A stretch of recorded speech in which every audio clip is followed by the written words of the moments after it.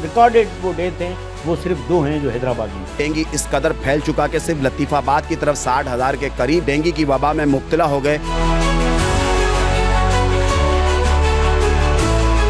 सही data figure ना ऊपर दे रहे हैं, ना आवाम को दे रहे हैं, ना मीडिया को दे रहे हैं। इनको अभी कुछ पता ही नहीं है। WHO की रिपोर्ट है, कोई भी गूगल में जाके चेक कर सकता है।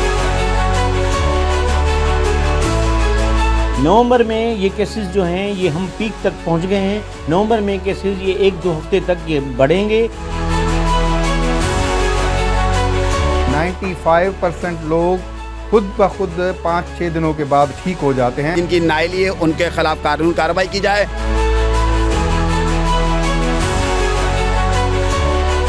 हैदराबाद लावारिस नहीं है, हम मौजूद हैं हैदराबाद के वारिस। हैदराबाद के अंदर जब भी कभी इस तरह की कोई वबा आई है तो हैदराबाद के सिविल सोसाइटी ने पहला कदम मुख्य इंतजामिया के साथ मिलकर किरदार अदा किया।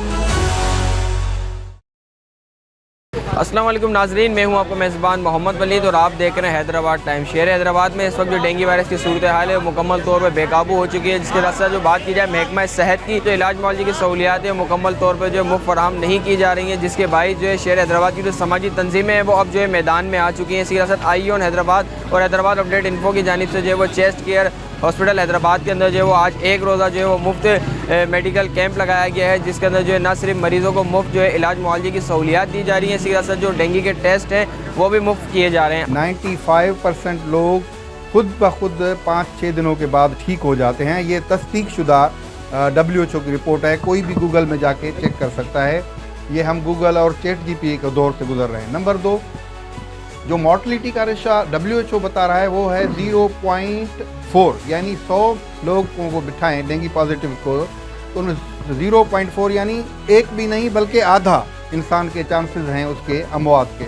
580 टेस्ट हुए और 260 उसमें से पॉजिटिव आए, लेकिन इसमें खुशाइन बात यह है कि सिर्फ 43 लोग हॉस्पिटल में आए। अब इससे आप अंदाज़ा लगाएं कि अगर आपके 260 डेंगू पॉजिटिव आए रिपोर्ट और 47 लोग हॉस्पिटल में आए, बाकी अपने घरों में हैं, खुद ट्रीट कर रहे हैं। इंशाल्लाह ताला इस सिचुएशन को सिंध गवर्नमेंट हेल्थ डिपार्टमेंट बहुत ही बारीकबीनी से हम देख रहे हैं। हम कभी भी अपने लोगों को अकेला नहीं छोड़ेंगे। नवंबर में ये केसेस जो हैं ये हम पीक तक पहुंच गए हैं। नवंबर में केसेस ये 1-2 हफ्ते तक ये बढ़ेंगे। उसके बाद फिर जो है इंशाल्लाह डिक्लाइन आएगी। ये एनवायरमेंटल डिजीज़ है, पहले सिर्फ कराची में होती थी, अब ये जो है हैदराबाद यहाँ तक कि थरपार करके इलाके में भी हो गई। तो इस वजह से हमें अपनी कम्युनिटी को, अपने लोगों को ये बताना चाहिए कि इससे एहतियात ही करना चाहिए, क्योंकि एहतियात इलाज से बेहतर है। जो ये एक अदद फ्री कैंप लगा, यहाँ पर 154 के करीब जो लोग आए, तो उसके अंदर अभी तो 4-5 घंटे में बकाया भी रहता है, 4-5 घंटे का दौरानिया।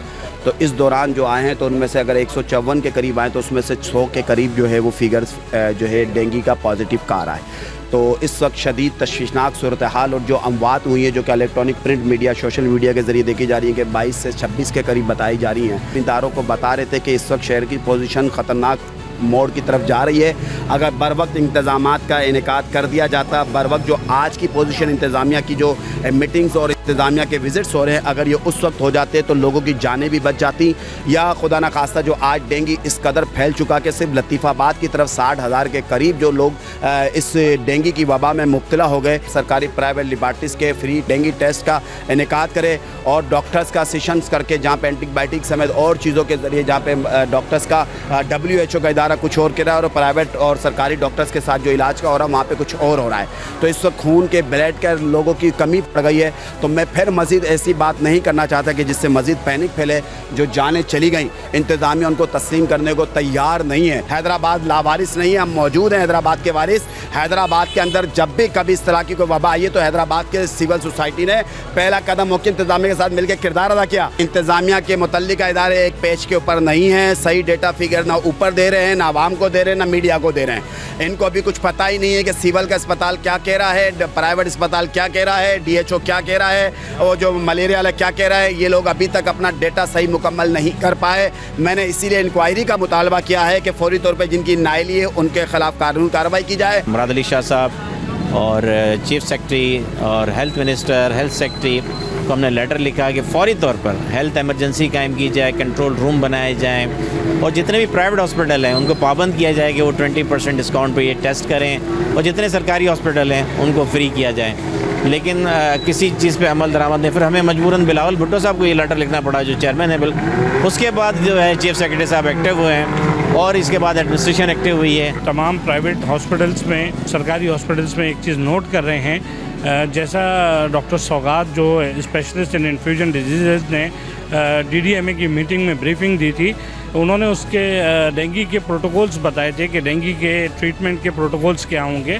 और वेरी अनफॉर्चुनेट, हम जितने भी एमओ से मिल रहे हैं, इवन कंसल्टेंट से मिल रहे हैं, वो बस प्लेटलेट्स के कम हो जाने को जो है वो बहुत ज़्यादा सीरियस लेके और फौरी तौर पे जो है लोगों को एंटीबायोटिक या प्लेटलेट्स जो है इन्फ्यूज़ करने के लिए कहते हैं। ऐसा बिल्कुल भी नहीं है। मैं खुद कोई डॉक्टर नहीं हूँ, लेकिन जो मैंने ब्रीफिंग दी और वो प्रॉपर ब्रीफिंग जो है वो WHO के स्टैंडर्ड्स के मुताबिक थी। खामखा केसेस को पेचीदगी की तरफ लेके जाया जा रहा है, जिससे जो है वो अमवात का रेशो भी बढ़ रहा है